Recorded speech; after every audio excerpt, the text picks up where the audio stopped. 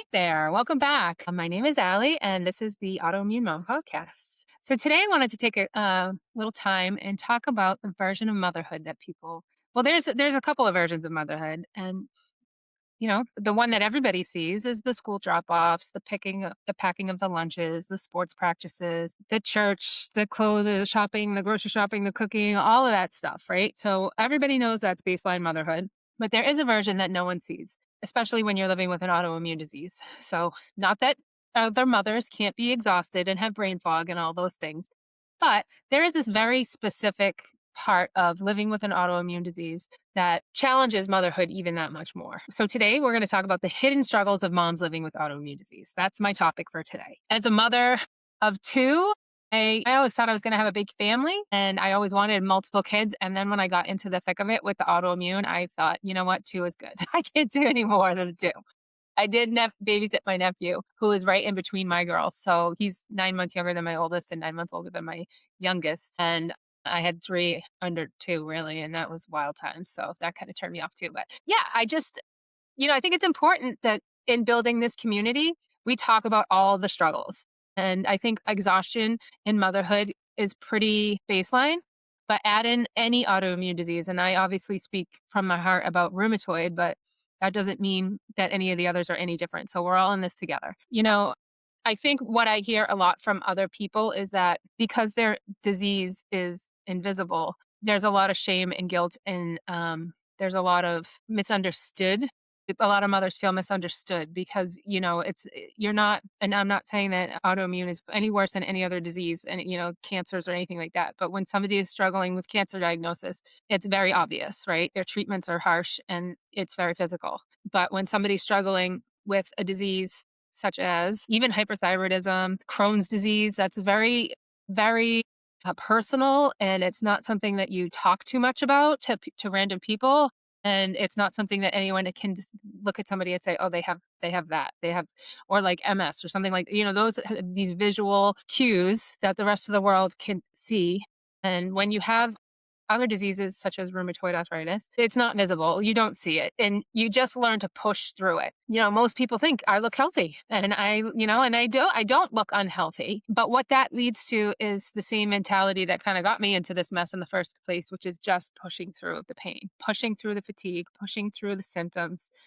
Um, you know, I've learned over the years how to adjust my day, and that can be as simple as what shoes I'm wearing. I'd love to wear a dress today, but I actually can't because I can't wear the shoes that go with that. I have to wear sneakers. So today I'm in sweats and leggings because my feet and knees are sore. So I think that this constant adjusting in our heads is a real thing, and it's adds another layer to the onion of motherhood, and it's exhausting. You always want to show up for your kids, and I always want to show up for my kids, and I do. But sometimes I look at a little haggard, ladies. Sometimes I'm faking it till I make it. Uh, I actually most people in my circle, I would say, don't know that I have rheumatoid, or they may know that I have an autoimmune. I may have said, "Oh, I have rheumatoid arthritis, and that's why we moved here." But I don't elaborate on what that means. And mostly that's because I don't like when people look at me with sympathy. That sounds really bad, but I don't want to be pitied, and I don't want people to feel bad for me. And so I just don't say anything about it. I just keep my mouth pretty much shut. And I mention it casually, and sometimes people will say things like, "Oh, you must have," or they'll say, "You had your knee replaced. I have arthritis in my knee." Okay, well, I'm sorry to hear that too.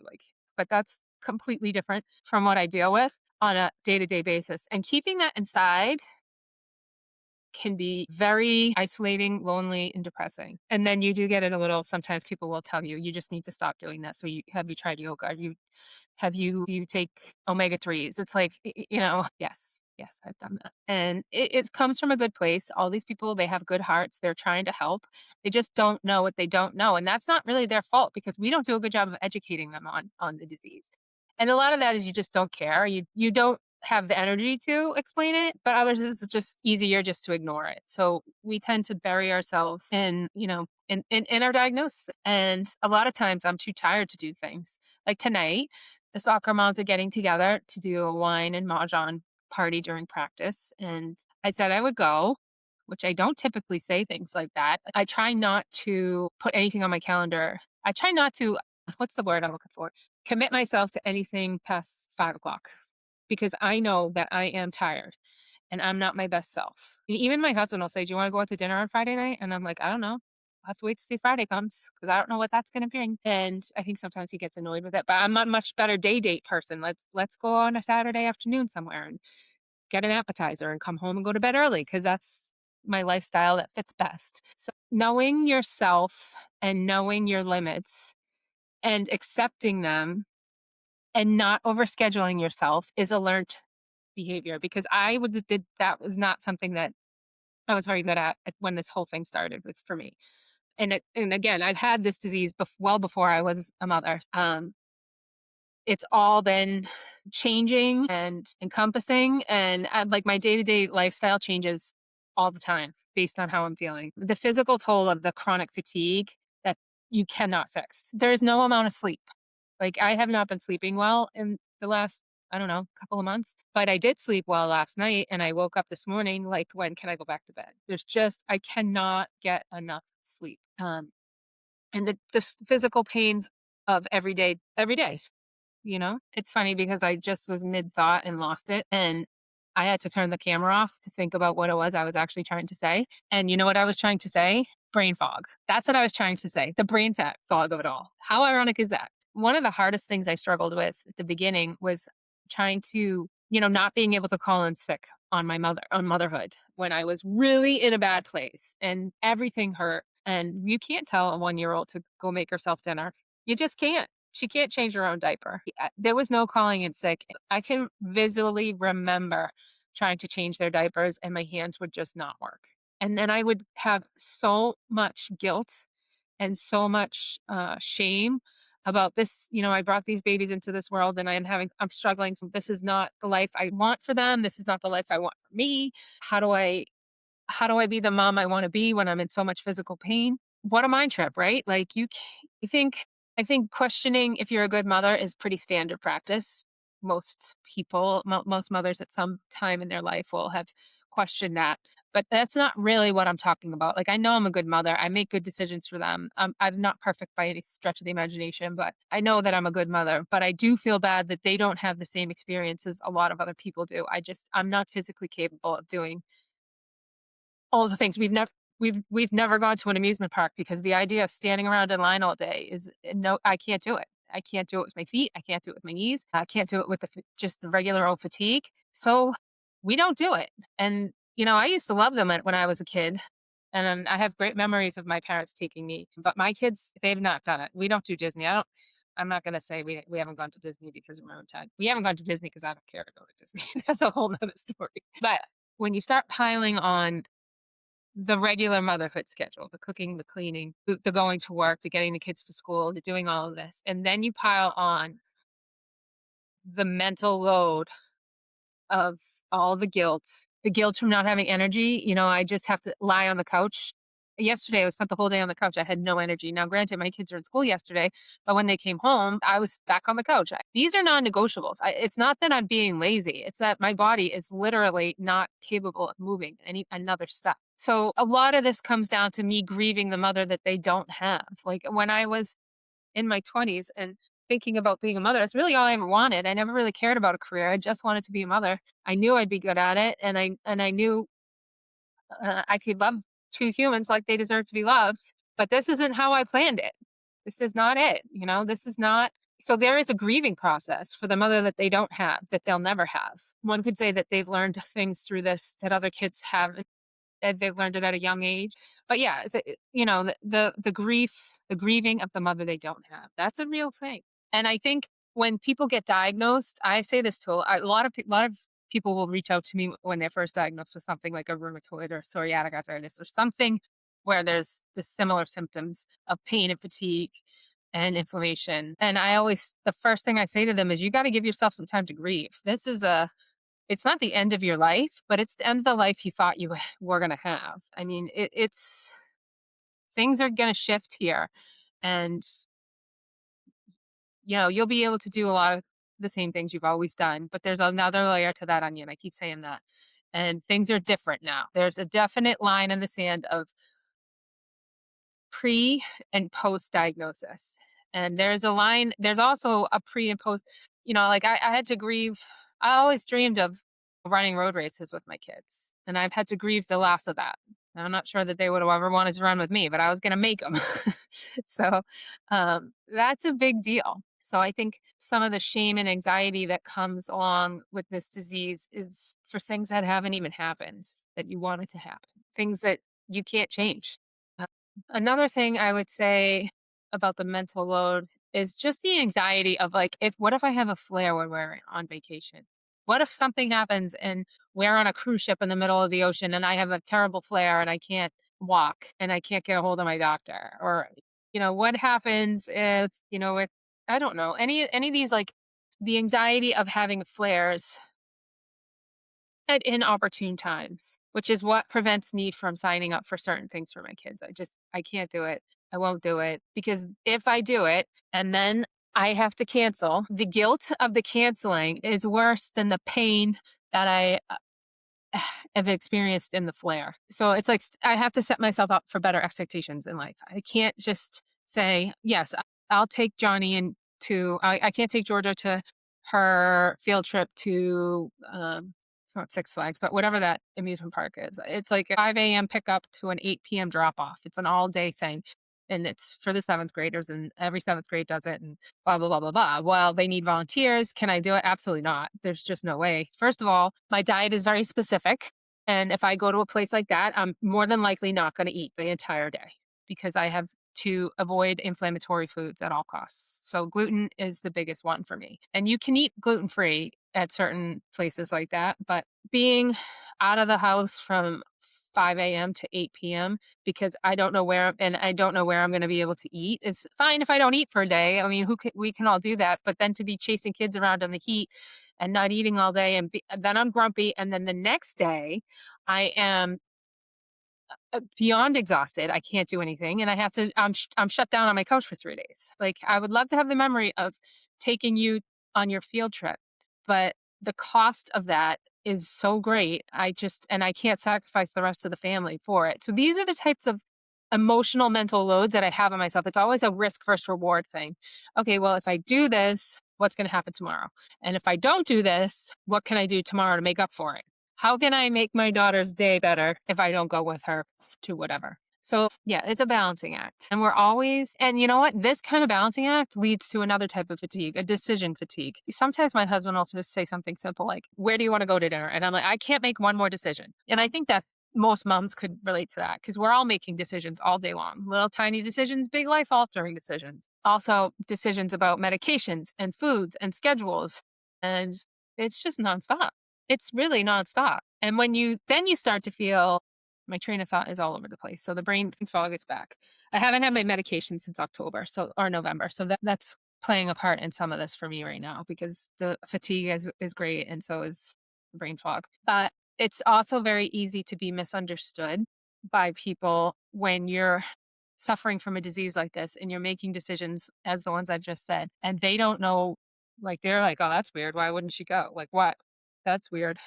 And then you feeling misunderstood. You feel very much misunderstood because then we go back to the conversation of, all right, well, I have rheumatoid arthritis. And they're like, oh, okay. They don't know what that means. And we don't educate them because, first of all, no one wants to talk about negative stuff like that all day long. Second of all, do they really care? I mean, most people do care enough to be like, oh, I'm so sorry. That's terrible. But like, they don't want to be burdened with it either. So you feel misunderstood. Then there's the isolation piece. So tonight with the moms and the mahjong soccer thing, like I probably won't go. I said I would go and I probably won't go. That will make me feel isolated.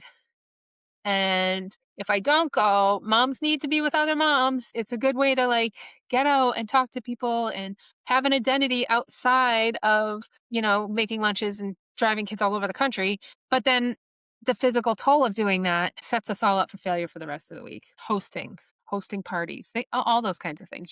If you host a big thing, then I have to plan on being on the couch the day or two after. And that's if I'm like not having any alcohol. Add that in and it prolongs everything. And all the while you're trying to stay positive for your kids because you never want them to see you. I never want them to feel bad that I don't feel good and not feel bad for me, but like feel bad. They generally feel bad. It makes them sad if I'm not feeling good and on the couch, and I could see it in their face. Now, obviously, when they were little, that wasn't the case, but now that my daughter's 14 and she's like, "Mom, are you all right?" Like, she can just see it. So then I have all these emotions around that because I don't want her worrying about me. I want her being 14 and having fun with her friends. And, she's turned into this one who's always like, "I don't want to ask mom to do anything because I know she doesn't feel good."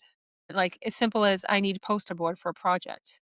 And then I find out she's asked every other kid in the group to get the poster board because her mother doesn't feel good and she doesn't want to ask her to go out of her way to get poster board. I mean, that's the worst. That breaks you right there.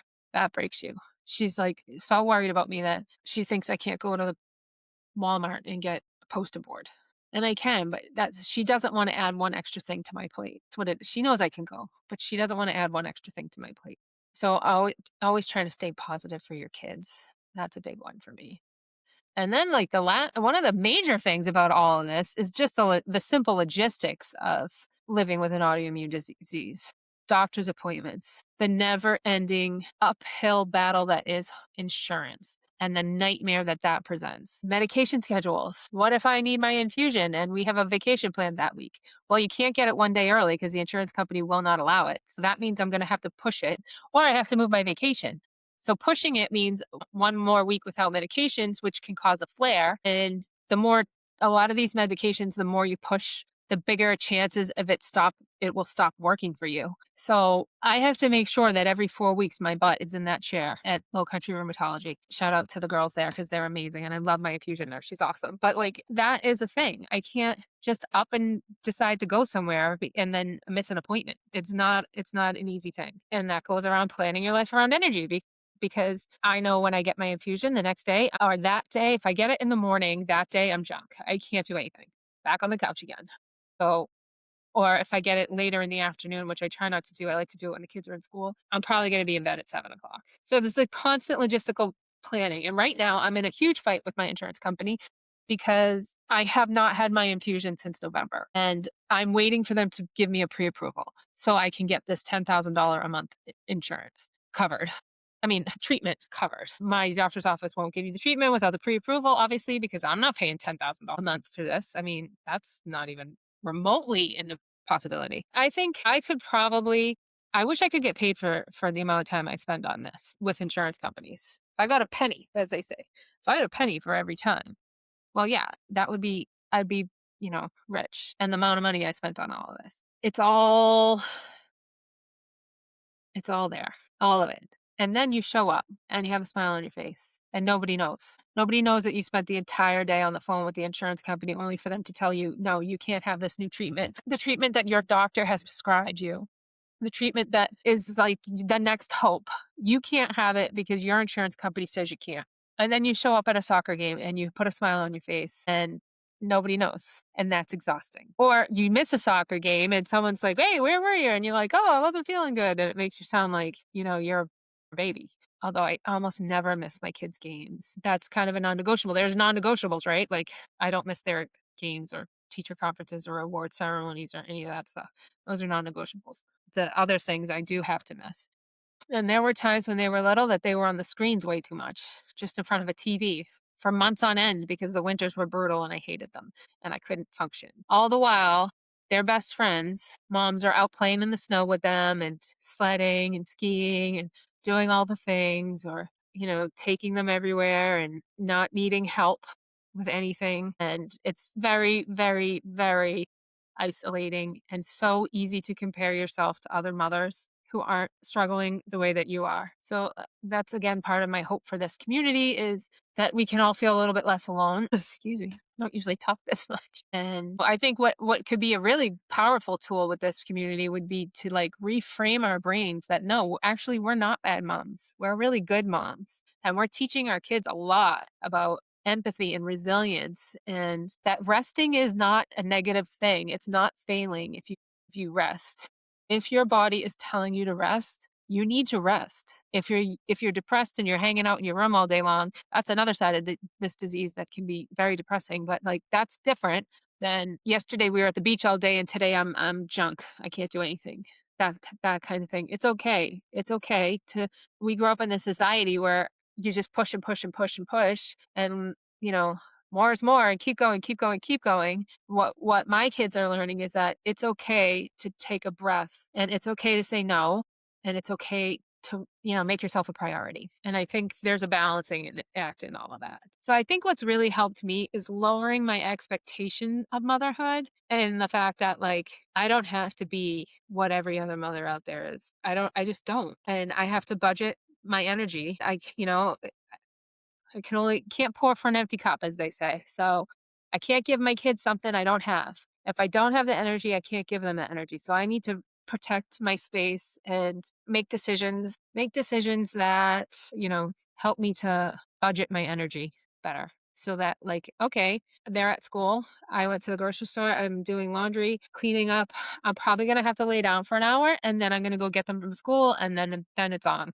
Then it's, snacks and practices and homework and everything else. So budgeting my energy and asking for help. Now, this is a thing I'm terrible at and I don't do it enough. I don't do it at all because I don't have family where I live anymore. So, I think I mentioned that we relocated to the Mount Pleasant, Charleston, South Carolina area and I don't have family here. When I had my kids were little, I did lean heavily on my mother to help with the kids because I needed to. I mean, I was constantly in and out of doctor's offices and I needed someone to watch my kids. There are things that I don't give up on. Like I love to paint rooms and change decorations and things like that. And that feeds my soul. So I budget energy and allocate it towards that so that I can have that creative outlet. But if I can't make dinner tonight, it's on him and he's fine with that. He's so good about picking up wherever I am, meeting me where I'm at. And as long as I ask for the help, then we're good. If I don't ask for the help and get resentful that I'm not getting any help, which I'm not, that does happen because I'm human.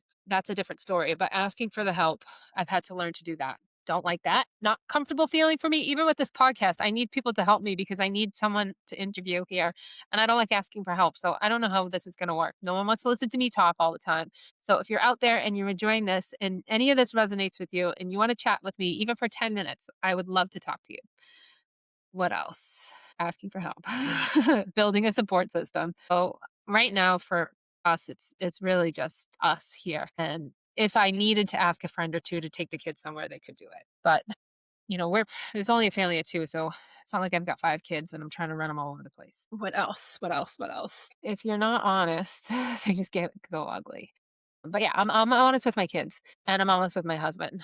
And that doesn't mean I'm complaining to them all the time. It's not a complaint. It's you guys are feeling okay and I'm not and I need some help. It's okay. We don't have to be everything for everybody all the time. It's okay to let people help you. Like sometimes people need to be needed and they need to be helped. You're stealing somebody's joy by not letting them help you. That's been a hard thing for like my mother always says that to me. Like you got to let people try to help you. They need it more than you do. They want to be helpful more than you need it sometimes. So reframing it to think about it that way and that, it's okay. It's okay that so and so is going to pick this one up and bring them over here. It's okay like I'm blessing them because they're blessing me. So it's a mutually compatible. You're not stealing somebody's thunder if you're letting them help you. If you're a mom and you're living with autoimmune, just know that you're not alone. And you're not failing. You're not failing. You're not alone. You're doing incredibly hard things every single day. Raising humans is the most rewarding job out there, but it's not an easy one. And you're managing that all while your body is fighting you. You're having a war inside of your body and you're managing all of the things that come with motherhood and all of the things that come with autoimmune quietly and in the shadows. And it's not necessary. You can reach out for help. You can find a community of other autoimmune warriors, and just sharing your story can be a light for somebody else. That's what I always think. So I think that's all I got for now. But I would love for you to reach out and share any of your stories with me. And I look forward to our next chat.